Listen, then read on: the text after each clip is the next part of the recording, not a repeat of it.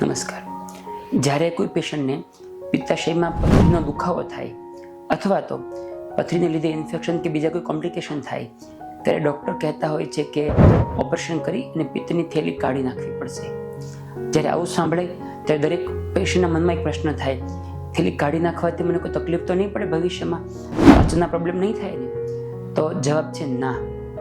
જ્યારે પિત્તાશયનું ઓપરેશન પથરી માટે કરવામાં આવે ત્યારે હંમેશા આખી દુનિયામાં પિત્તની થેલી કાઢી જ નાખવામાં આવે છે. કોઈ દિવસ થેલી ખોલી પથરી કાઢીને પાછું બંધ કરવું એ ઓપ્શન લેવામાં આવતો નથી. દુનિયામાં દર વર્ષે લગભગ 60 લાખ જેટલા લોકોની પિત્તની થેલી કાઢવામાં આવે છે, પરંતુ એ કાઢવાથી કોઈ નવી તકલીફ નથી થતી.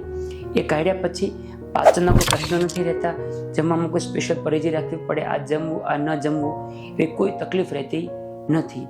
આપણા શરીરમાં રોજ 1 થી 1.5 લીટર જેટલું પિત્ત લીવરમાં બને, બાઇલ બને, એક નળી દ્વારા આંતરડામાં જતું હોય છે.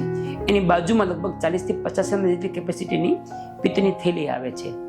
એમાં સ્ટોન કે ઇન્ફેક્શન હોય ત્યારે ઓલરેડી એ બહુ સારું કામ નથી કરતા હોતા એ થેલી, અને કાઢી નાખવાથી દર્દીને કોઈ નુકસાન થતું નથી. એટલે એવી કોઈ ચિંતા કરવાની જરૂર નથી.